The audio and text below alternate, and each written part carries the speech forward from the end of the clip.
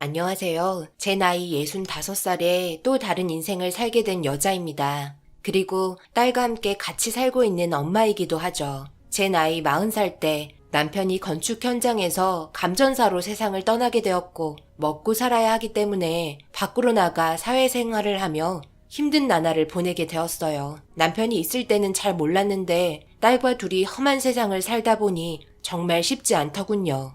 남편 없다고 무시하는 사람들도 있었으나 더 힘들었던 건 제 딸이 장애를 가지고 있어 제대로 된 사리 판단이 조금 어렵습니다. 항상 제 옆에 끼고 있어야 해서 딸과 함께 이 세상을 헤쳐나가는 게 더 이상 밝은 미래가 보이지 않아 극단적인 선택을 하려고 마음먹었던 적도 있습니다. 하지만 그때마다 하늘에 있는 남편을 생각하며 외로이 버텨왔던 가장의 무게를 생각했었고 더욱더 마음을 고쳐먹어 부딪혀보기로 마음먹었었죠. 한 푼 두 푼 알뜰하게 모아 한 곳에서 많이 벌진 못해도 안정적으로 살아갈 수 있는 장사를 하려고 정말 땀 흘리며 준비했는데 그걸 또 악의적으로 접근하는 나쁜 사람들이 저에게 좋은 조건으로 장사를 할 수 있게끔 자리를 알아봐 주었고 그렇게 토스트와 김밥 매장을 차렸지만 아무것도 몰랐던 저는 그 건물이 무허가였고 가건물인지도 몰랐던 상태에서 모든 돈을 투자해 마련한 건데 알고 보니 모든 게 사기였었네요. 부동산에 찾아가 봤지만 벌써 흔적 없이 사라져 빈 건물이었어요. 결국 저희는 길바닥에 주저앉아 버렸습니다.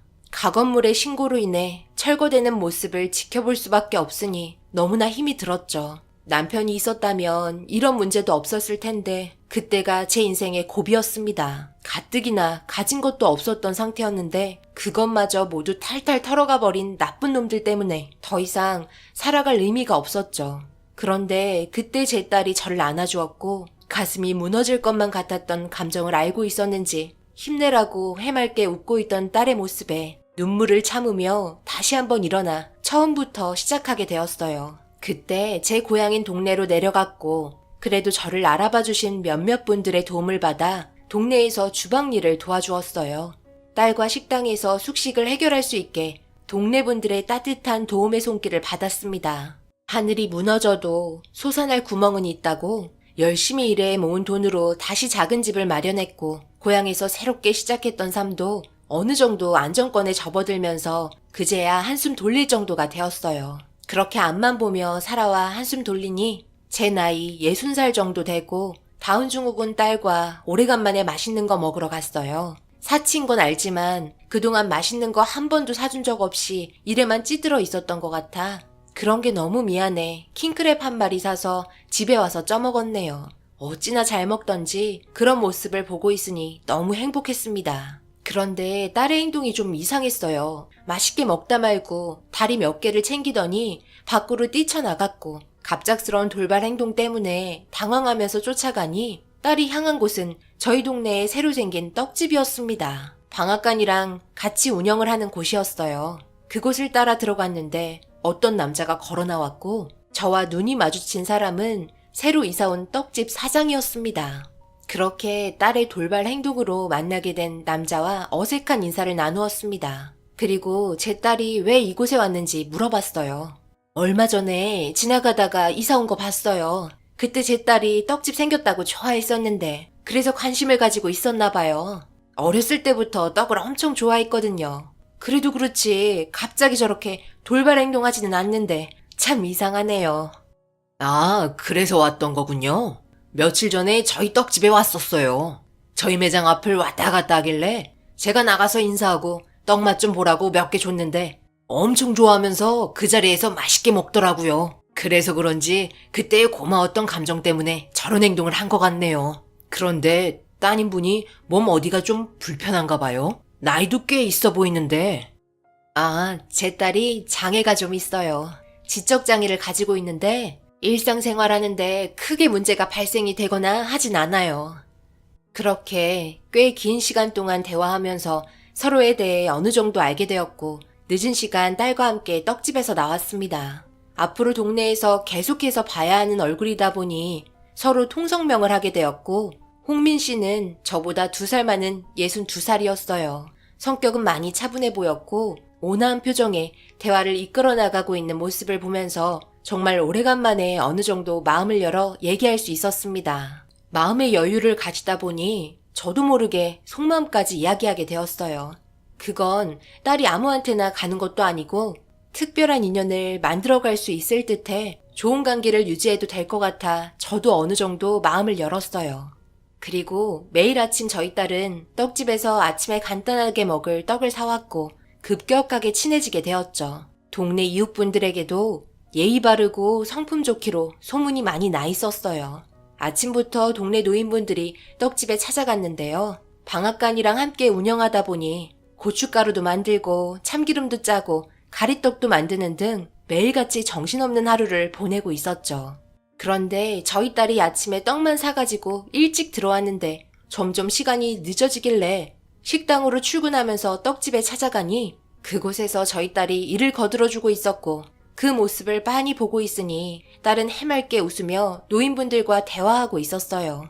그렇게 제가 주방 일을 하러 가는 동안 홍민 씨가 저희 딸을 봐주기로 자연스럽게 상황이 만들어지게 되었었죠. 그런 일들 때문에 주변에서 저와 홍민 씨가 서로 만남을 가지고 있다는 소문이 퍼지게 되었고 그때부터 어색한 분위기가 만들어지면서 조심스러워지다 보니 그런 점들이 홍민 씨는 싫었는지 정식적으로 저에게 자신의 마음을 보여줬고 앞으로 좋은 인연 만들어보고 싶다는 진지한 대화를 꺼내게 되었어요. 그렇게 20년 만에 처음으로 세상 떠난 남편이 아닌 다른 남자와 만남을 가지게 되었네요. 먼저 하늘로 올라간 남편에게 미안한 마음도 들었지만 딸이 행복해하는 표정을 본 적도 정말 오래간만이라서 더욱더 마음이 기울게 되었던 것 같아요. 그렇게 온 동네에 홍민 씨와 애인 사이라고 소문이 순식간에 퍼지면서 재혼하라며 안정된 자리를 잡았으면 좋겠다고 조언을 많이 해주셨습니다.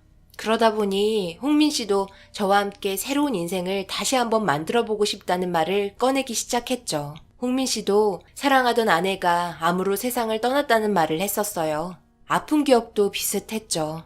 하지만 저는 좀 달랐어요. 적지 않은 나이에 재혼하게 된다면 좋은 삶이 시작되면 좋겠지만 불행의 삶도 생각해야 하기 때문에 쉽게 모든 걸 결정할 수 없었죠.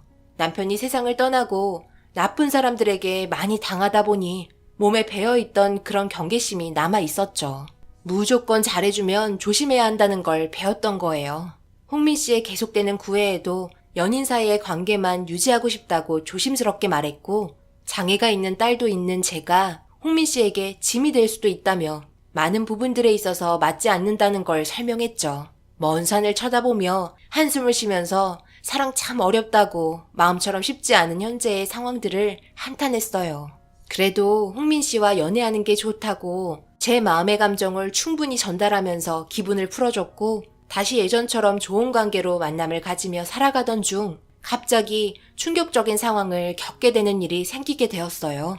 아침에 방앗간에서 일손을 도와주고 있던 딸이 배가 좀 고팠는지 홍민 씨가 만든 송편을 먹었는데 잠시 뒤 얼굴을 부여잡더니 식당에 일하러 가던 저를 붙잡곤 계속해서 얼굴을 만지면서 침을 흘리길래 너무 놀라 왜 그러냐며 딸의 얼굴을 만지는데 갑자기 표정이 일그러지면서 안면마비가 오기 시작했습니다. 그걸 지켜본 홍민 씨가 빠르게 병원으로 데려갔는데 알 수 없는 표정으로 왜 그런 건지 전혀 모르겠다며 급하게 약을 처방하고 정밀검사에 들어갔습니다. 저희도 당황을 했으나 의사들도 갑자기 안면마비를 일으키며 얼굴에 경련이 오게 된 모습을 보고 검사를 진행했으나 딱히 신경 쪽에는 문제가 없어 경과를 지켜보기로 했었죠. 그렇게 며칠이 지나고 좋아지는 거 없이 결국 집에 돌아왔고 안면마비가 온 딸의 얼굴을 보고 너무나 억장이 무너져 뭐라도 해야 할 것만 같아 원인을 알 수 있는 방법을 찾기 위해 한의원에도 들어가 봤습니다. 그런데 거기에서 충격적인 말을 듣게 되었죠. 병원에서 잘 알지 못할 정도고 신경 쪽에도 별 문제가 없다면 일시적일 텐데 짧으면 몇 주지만 길면 몇 달이 될 수도 있다면서 뭉쳐버린 근육을 풀어줄 수 있는 한약을 지어줬어요. 그런데 갑자기 주로 어떤 음식을 먹었는지 물어보았고 안면마비가 왔던 그날 송편 하나 먹은 거밖에 없다며 말을 하자 먹는 거에 부작용이 왔을 수도 있으니 조심해서 나쁠 거 없다며 그날 먹었던 건 앞으로 피하는 게 좋을 것 같다는 말을 듣게 되었습니다. 그리고 집에 와서 누워있는 딸을 보며 집을 정리하고 있는데 걱정이 됐는지 홍민 씨에게 전화가 왔고 한의원에서 듣게 된 말들을 전달해 주었습니다. 그렇게 홍민 씨는 딸이 좋아하는 떡을 혹시 문제될지 모를 송편을 제외하곤 종류별로 준비해 두었다며 퇴근길에 가져다 주겠다고 약속하곤 전화를 끊었습니다. 늦은 밤 홍민 씨가 너무 늦어지자 제가 떡집에 먼저 들렸는데 카운터에 잘 포장해둔 떡이 올라가 있었고 고맙다는 말이라도 하고 싶어 두리번거리던 도중 방앗간으로 들어가는 홍민 씨가 눈에 들어와 뒤따라가는데 작은 항아리에 풀 같은 걸 꺼내면서 믹서기에 갈아서 즙을 짜는 모습을 보게 되었고 그걸 떡에 섞고 있는데 제가 인기척을 내자 놀란 듯 급하게 숨기고 있길래 그 풀에 대해서 물어보니 약간 당황한 듯 하더니 몸에 좋은 거라며 저희 딸에게 좋은 거라 많이 첨가했다고 저는 먹지 말고 딸만 주라고 신신당부했어요. 그렇게 집에 돌아와 짐을 풀고 있는데 누워있던 딸이 저에게 다가왔고 식탁에 올려져 있는 포장된 떡을 보곤 먹고 싶다고 말하길래 그릇에 담아주려고 하는데 별로 좋지 않은 냄새가 코끝을 찔렀고 상한 것 같은 냄새에 먹으려고 하는 걸 간신히 말리고 한쪽에 빼놨는데 뭔가 이상했습니다. 그때 딸이 송편을 먹었을 때 입에서 났던 냄새와 너무 비슷했고 그때부터 느낌이 별로 좋지 않았어요. 혹시 몰라 다음날 한의원에 찾아가 홍민 씨가 포장해준 떡을 건네주었고 원장님은 냄새를 맡아보곤 이리저리 살펴보던 중 표정이 굳어지더니 방앗간에서 떡 만들 때 쓰던 약초를 가져올 수 있냐고 조심스럽게 물어보셨고 그날 저녁 떡집에 찾아가 홍민 씨와 대화를 하던 중 저에게 딸이 떡을 먹었냐고 물어보길래 몸이 좋지 않아 몇 개밖에 먹지 못했다며 핑계를 댔고 그날도 잘 포장된 떡을 저에게 건네주었습니다. 그렇게 대화하던 중 방앗간에 잠깐 갔다 온다고 하길래 곁눈질로 쳐다보니 항아리에 담겨있던 약초를 밖에 있던 쓰레기통에 버리는 걸 보게 되었고 잠시 뒤 헤어지고 밖에 버린 쓰레기통에 있던 검은 봉투를 꺼내 집으로 달려갔어요. 그렇게 다음날 다시 한의원에 찾아가 약초를 꺼내 보여주는 순간 원장님께서는 경악을 하며 저와 약초를 계속해서 번갈아 쳐다봤고 원장님 입에서 나온 말은 정말 충격적이었어요. 이건 초라고 약초가 아니라 독초입니다. 엄청 강한 독성을 가지고 있다고요. 조선시대에는 사약을 만드는 데 쓰였을 만큼 강한 독성을 지니고 있어요. 그런데 이걸 왜 떡 만드는 데 사용을 했는지 알 수가 없네요. 초에 중독이 되면 속이 울렁거리고 구토를 유발함과 동시에 손과 발 또는 신체 부위 여러 곳에 마비 증세가 시작이 되면서 근육이 뻣뻣해집니다. 심하면 정신이 혼미해지고 경련이 일어나기도 해요. 그래서 따님에게 얼굴에 안면마비가 온 듯하네요. 당장 먹는 걸 중단시키세요. 이걸 알고 있다는 건 이런 쪽으로 상당한 관심이 많은 것 같은데 모르고 먹이진 않았을 것 같습니다. 한의사의 말에 저는 털썩 주저앉아 버렸고 너무 화가 치밀어 올라 떡집에 찾아가니 방앗간에서 흥얼거리며 독초를 떡에 섞어 만들고 있었습니다. 그 장면을 핸드폰으로 모두 촬영을 했고 녹음 기능을 틀어 홍민 씨에게 다가가니 저를 보고 흠칫 놀란 듯 잠시 뒷걸음질을 치면서 급하게 독초를 몸 뒤로 숨겼습니다. 저는 모든 걸 다 알고 왔다며 분노에 찬 목소리로 화를 냈네요. 뒤에 숨긴 거 뭔지 알고 있어.